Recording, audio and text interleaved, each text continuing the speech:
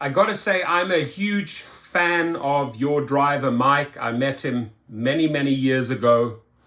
The content that he has brought out is off the charts, right? He's just, he's got a gift for it. And he's one of the best in the industry teaching people on how to succeed in the delivery market. Now, there was a video the other day, I watched his videos, that really stuck out. It said, stop driving for Uber Eats. Watch this first. So I do want to share this video with you, and I'm going to put the link of his video right beneath this video. And if you have not subscribed to him, make sure you subscribe to him, right? Because there might be drivers out there that want to transition from rideshare to food delivery, right? Because they just think, okay, this is just too dangerous. And there's very few people in the game. I mean, Harry Campbell has a great course on food delivery. Mike's channel is off the charts. And I surely hope that Mike brings out a course. I mean, I would facilitate his course on Gig Rocket right away. But please watch this video, like and subscribe to his video. The link is below. And I can tell you, you will learn a wealth of information, and he is a fantastic YouTuber. I need you to carefully pay attention to what happens in the next 6 seconds.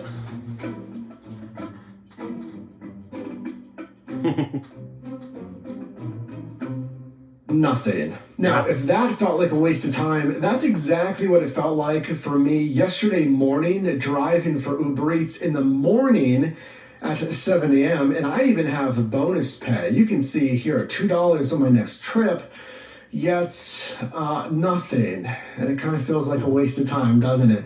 Regardless of the app that you drive for. Now, here's the thing. In this video, I'm going to help you, give you some options of what to do if nothing's happening, as well as we go through this shift together, a very, I think, standout trend that you're going to want to pay attention to. So setting the stage, again, yesterday morning, driving for Uber Eats and actually Grubhub, that's multi-apping, 7 a.m. in the morning here in Pittsburgh, Pennsylvania. And yeah, nothing happens. You're not getting any requests. Or the requests that I did get, it's like, $3, $4, or it's super far miles. It's not worth it.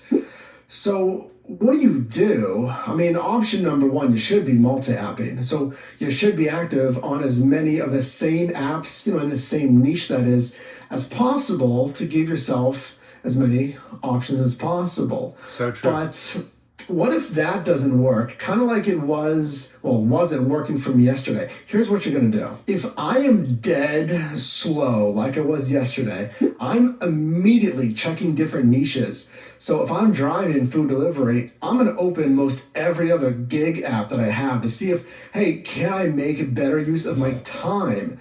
Because I'm out here, like sitting in a power strip. Those are areas that are really dense with restaurants, and I'm wasting my time.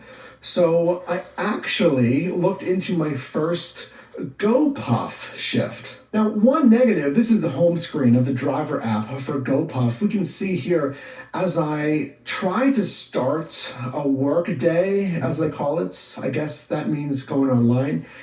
And it says, you are currently too far from the PA, Pittsburgh downtown facility.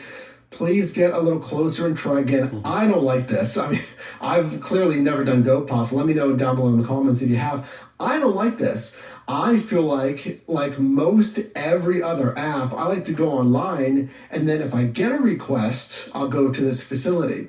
But this is how they structure GoPuff. I kind of think about it like, I guess, Amazon Flex, if I, do a warehouse shift. Clearly, I got to go to the warehouse, pick up the packages to start my shift. And that's kind of how GoPuff does it. I got to go to this little mini warehouse to pick up the orders and then deliver to the customers. But again, I'm opening up all the niches, right? So I looked at GoPuff, I looked at Shipt, Instacart, I looked at Amazon Flex. So it was a little bit too early for that. And it was too early for Walmart Spark, a pretty hot app right now. So I didn't have too many options because I was getting things like this. $10, well, $10.63 For Starbucks, 4.6 miles. Now, we're always looking at the dollars to mile ratio. How much am I getting paid for the miles driven? And this actually is not that bad at all. But we always want to pinball orders. So if I finish in this area of my marketplace, I want to know, okay, the next order will take me in a busy zone, etc. This, again, it wasn't too bad, but I wanted a little bit better, which turned out to really be a mistake because it continued to be slow. So again, if nothing's happening, what do you do other than multi-app? It's, again, looking at different niches, right? So I looked at another niche, Roadie. It's a delivery app, typically for non-food items, supplies, and whatnot.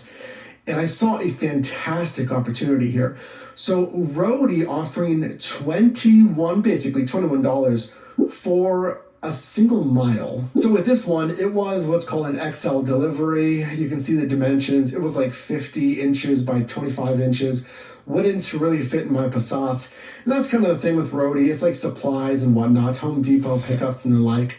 But if you didn't know, let's say, about Roadie, and you had a larger vehicle, a truck, what have you, and that's your gig vehicle, then you'd miss out on this. And I mean, $21 for a single mile, that is a no-brainer. So again, hack number one there, it's to try different niches if nothing's happening on the niche that you're on. So basically, I'm a little ashamed to say it, but this is how it goes. And again, we're to get into a trend at the end of this video. You're going to want to see that. But I'm in that power strip still, and of course, the one area that I'm in is not busy with bonus pay, but I get this one, $6.77, 2.1 miles, 18 minutes, it's Dunkin', I'm just taking it. I just want to make some money, let's take it. And what Uber Eats really likes to do is they really like to toss you stacked orders. It's just an add-on order, much like a lot of these other food delivery apps. So an additional $4.50. Now, of course, I hope you don't do this, but don't auto-accept an order request just because, like, hey, it seems like more money. Look at the numbers, right? That dollars to mile ratio and the dollars to time ratio. How much time is it going to take for the additional pay in this circumstance? So 0.8 miles, that's nothing for $4.50. Even though it's not like, $8, I'll still take it because it's just an additional 7 minutes as well. And then after that, something else that Uber Eats really likes to do, I'd say more so than Grubhub and DoorDash even, is tacking on a request as you're finishing the current assignment. So they do that here, $6.15. It makes sense. I'm going to take it, no problem. It's 2.6 miles for 17 minutes. Another Starbucks pickup, and right now we can see it's 8 a.m. But let's move on to our next order here. It's a batched delivery, aka a stacked order, for $19 and 25 cents, 3.4 miles, a fantastic dollars to mile ratio, 24 minutes. That seems fair because there's 3 stops here. So when I see 3 stops, that's just even more ideal. It's 1 restaurant, or in this case, it's Starbucks, and then 2 customers versus, 2 restaurants and then 2 drop-offs. So I am taking that all day, and it took about 30 minutes or so, running me until 9 a.m. So what was the whole trend? I'm going to show you the numbers of this entire kind of breakfast shift here. But did you notice the entire trend of this shift? Think about it. What kind of stood out here as a common factor? It was, kind of stands to reason that these were all from breakfast spots. I had I think 4 or 3 Starbucks, and I think maybe the 1 or 2 Dunkin' Donuts breakfast spots. So when I say don't drive for Uber Eats until you watch this video, it's because the trend that I've seen, and this is over years, folks, this isn't just this shift, I've seen this statistically here in Pittsburgh, when I drove in San Diego, is there's really a sweet spot, in my opinion, with these breakfast runs. Whenever I've done early AM shifts, and do let me know down below in the comments if you agree with this, it's very hot and cold. You gotta know your marketplace because any lunch spot is typically closed, especially at like 6 a.m. It's only like Dunkin', it's Starbucks, it's these coffee shops and breakfast spots. That's it. So that limits the amount of requests that I've typically got. And just the time of day, it's so early, especially again, 6, 7 a.m., that not a ton of customers are awake or placing orders. And I did see some good bonus pay at like 6:15, 6:30. I headed out around like 6:40-ish, but then it slowed down as we saw from like 7 until maybe 8:15 or so.